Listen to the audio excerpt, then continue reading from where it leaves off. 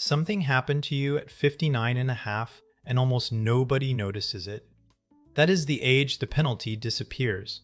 For your whole working life, your 401k had a fence around it. Touch it early and the government takes 10% off the top. That is on top of the tax. So the fence did your thinking for you. Working was not really a choice. The money was locked. You kept going. At 59 and a half, the fence comes down.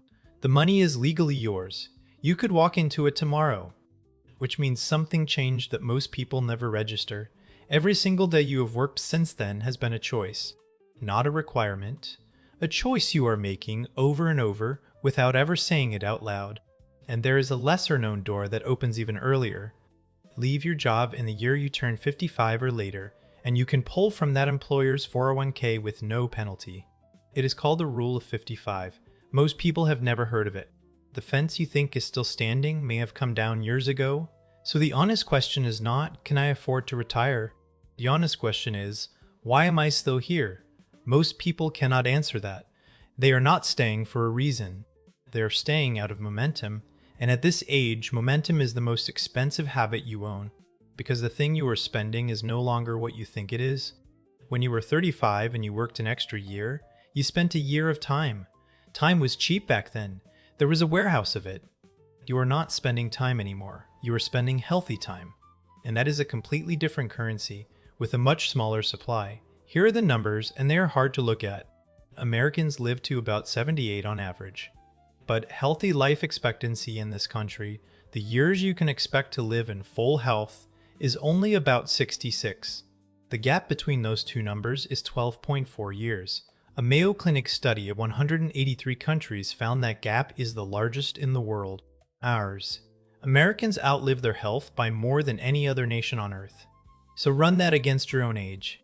If you are 59, you are looking at roughly 7 full capacity years on average. 7 years of being able to hike the trail, carry the grandkid, take the long flight, get up off the floor without planning the route. Now, that is an average, not a prophecy. Plenty of people are strong at 75. You might be one of them, and I hope you are. But it is the number the population actually delivers, and pretending otherwise is exactly the kind of comfortable lie this channel refuses to tell. Think about what that gap actually contains. It is not a sudden cliff at 66. It is a slow narrowing. The trip gets shorter, stairs take a little longer, and the thing you always meant to do gets quietly moved to the maybe pile. Nobody sends you a notice on the day it starts. The years you are selling now are the last ones you can fully use, and you are selling them at an hourly rate you negotiated years ago. You set that price when you were younger and healthier with no idea what these years would be worth. I'm Tom. This channel is about real personal finance. The kind that actually works for normal people, not the kind that gets you to click a thumbnail. No motivational fluff or fantasy returns. We just discuss what the math actually does over time. If that's what you want, hit subscribe. Now, I am going to do something most videos with this title will not do. I'm going to argue against myself, hard, because working past 59 is financially enormous and you deserve the real math. 1 extra year at 60 is not like 1 extra year at 40. It is worth far more because it does 3 jobs at the same time. Take someone who is 60 with $600,000 invested. They save $30,000 a year, and they will spend about $60,000 a year once they stop. Job 1.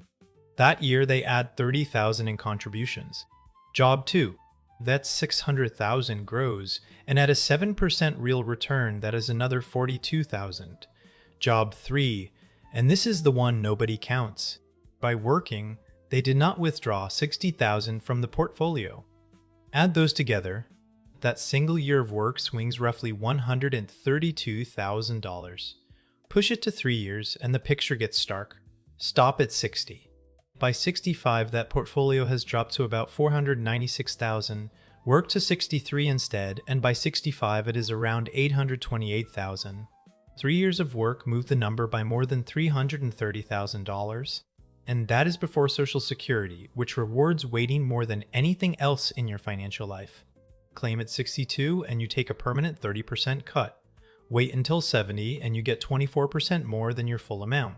For someone whose full benefit is $2,000 a month, claiming at 62 pays 1,400, waiting to 70 pays 2,490. That is 77% more every month for the rest of your life indexed to inflation. Over a 20-year retirement, that gap is about $259,000. So no, I am not going to tell you to storm out of the building. Working past 59 might be the single most powerful financial move available to you. Anyone who tells you to just quit and follow your bliss is selling you something. Here is where it turns. Ask any person still working at 61 what number would let them stop. Ask it as a real question. Then watch what happens. Most of them cannot tell you. They say things like a little more, or once things settle down, or when the market feels safer. That is the trap, and it has a name. It is called one more year syndrome, and it is the most common way people spend their best decade. Here is why it never ends. The number is not really a number. It is a stand-in for a fear. And a fear does not have a dollar amount, so no amount will ever satisfy it. You hit 800,000, and the fear says 1,000,000 would be safer. You hit 1,000,000, and the fear starts talking about long-term care. The goalpost is not on the field. It is being carried by someone who is walking backward forever. And the fear is not stupid. It is built from something real. You spent 40 years being told that saving was virtue. Spending was weakness. You got very good at it. Then one day, the system asks you to reverse every instinct you spent a career building. Overnight, nobody trained you for that. So the safest thing your brain can do is stall. And stalling looks exactly like one more year. And the actual data on that fear is one of the most useful things I have ever read. The fear says you will run out of money. The Employee Benefit Research Institute has tracked real retirees for decades using the same long-running national health study. Their newest work came out this spring. About 1 in 3 retirees reach their mid-80s with 100% or more of their original savings still sitting there. They do not spend it down. They barely touched it. It gets sharper. Take the people who retired with $500,000 or more. 6 in 10 still had at least 80% of it a full decade later, and 45% of them had more money than the day they walked out. Even 22 years in, 42% still had most, all, or more than all of what they started with. The EBRI researcher who ran the numbers put it plainly. When you see that many people in their 80s still sitting at 100%, you are looking at people who were far too conservative. Sit with what that means. The disaster you are working to prevent mostly does not happen. The one that does happen is quieter. You die with the money. And without the years, my neighbor Paul is the walking proof. Paul stopped working at 54 with about $2 million. Everybody told him he was crazy. 14 years later, he is 68 and he has about 2.4 million. He spent 14 years retired and his money went up. He also spent those 14 years with working knees. Now compare that to Diane. Diane is 62. She's been a dental hygienist for 34 years in Tulsa. Her house is paid off. Her Social Security at 67 will be around $2,000 a month. Diane is well past 59 and a half. Her money is unlocked. The fence is gone. She has just never looked. And when I asked her what number would let her stop, she did what almost everyone does. She paused and then she said, "I guess I just want to feel safe." That is not a number. It is a feeling wearing a number's clothes. And you cannot fund a feeling. You could hand Diane $4 million tomorrow and she would find a new reason the timing was not right. Run Diane's real numbers and the picture changes. Her house is paid off, so her housing cost is taxes and insurance. Social Security will cover a large share of what she actually spends. Her portfolio does not have to carry the whole load because the biggest bills in her life are already handled. Diane is not a woman who cannot afford to stop. She is a woman who has never sat down and checked. And Diane's hands hurt now. 34 years of holding instruments at an angle? That is the part that gets me. Her hands are on a clock that her portfolio is not. There is one more thing the data says, and it is the part that should sting. Money and years do not move in the same direction as you age. Your money is at its peak right now and still climbing. Your years are at their peak right now and only falling. Those two lines cross somewhere in this decade. Most people spend their whole life watching only one of them. I asked Diane one more question. What would she do with a free Tuesday? She answered instantly. Her granddaughter is 7. They would go to the lake. She's been saying that for 4 years now. 4 years of Tuesdays sold at her hourly rate to a fear she has never once put a number on. So here is the honest advice, and it is not the advice you probably expected. I am not telling you to retire. I am telling you to stop working by accident. Every year past 59 has to be a signed year. Not a default year, a year you actually chose on purpose with your eyes open. And there are 3 questions that turn a default year into a chosen one. First, name the number, the exact one. If you cannot say it out loud, you will never reach it, because a number you have never defined cannot be hit. Go to ssa.gov and pull your real benefit. Write down your real annual spending. Do the subtraction. Get an actual figure. Second, name what this year buys, not vaguely. Specifically, maybe it kills the mortgage. Perhaps it lets you delay Social Security to 70 and lock in that 77%. Or it moves you from tight to comfortable. Those are real answers, and any one of them makes the year worth working. Third, name what this year costs, not the hours, the year itself. One of your remaining full capacity years spent, that one does not come back and no raise ever replaces it.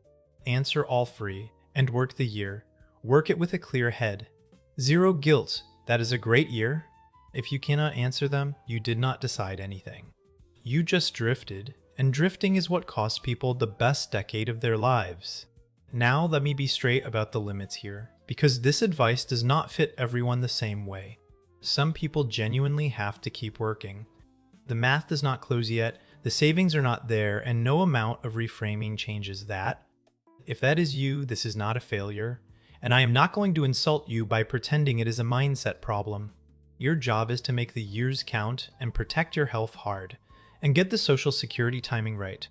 That decision alone is worth $250,000, and some people should keep working even though they could stop. Work is not only money, it is structure and purpose. It is a reason to put on real pants. And it is a group of people who notice when you are not there.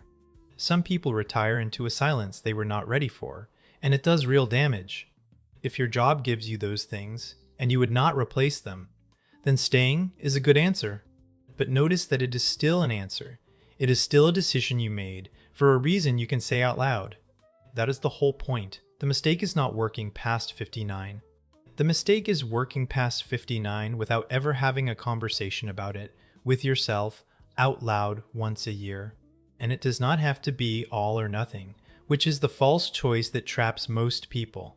There is a middle, and the middle is powerful. Drop to 3 days a week, take on consulting, go part-time, and let the portfolio sit untouched while your Social Security keeps growing 8% a year. That middle version does something clever. It covers your spending without touching the investments, so the money keeps compounding while you keep the mornings. You get most of the financial benefit of working and most of the freedom of not. For a lot of people past 59, this is the actual answer. Almost nobody plans for it. They are stuck choosing between 2 extremes. One warning on the timing. Say you claim Social Security before your full retirement age and keep earning. The government then holds back $1 of benefits for every 2 you earn above about $24,000 a year. It is temporary, not lost. But it means the part-time bridge works best before you claim, not after. So here is where I would leave you. You crossed a line at 59 and a half. The world did not tell you. The lock came off quietly. From that day on, every year has been yours. Yours to spend or yours to sell. Nobody else is going to make that call for you. And nobody is going to send the reminder that the clock started. The money you are working for will very likely still be there. Most of it will outlive you, according to the data. The years will not. Those are running out on a schedule nobody publishes, and they are the only part of this that you cannot earn back. And one more piece of honest advice, because it belongs in a money video, whether it sounds like it or not. Past 59, your health is an investable asset. It is the one with the highest return you have left. Every hour of sleep, every walk, every doctor visit you have been postponing, those buy you healthy years. The gap between your lifespan and your health span is not fixed. Some of it is inherited, a lot of it is built. Protecting those years is not separate from your financial plan. In this decade, it is the plan. So do not work until something stops you. Work until you decide to stop. That is the entire difference between a life you chose and a life that just happened to you. One last thing, and it takes an hour. Sit down this weekend and run the actual numbers. Pull your Social Security estimate. Write your real annual spending. Subtract one from the other. Whatever's left is the only gap your portfolio has to cover. Most people have never done this. They carry a vague dread instead of a number for years. An hour of arithmetic can end that. Tell me in the comments, what is your number and what does this year buy?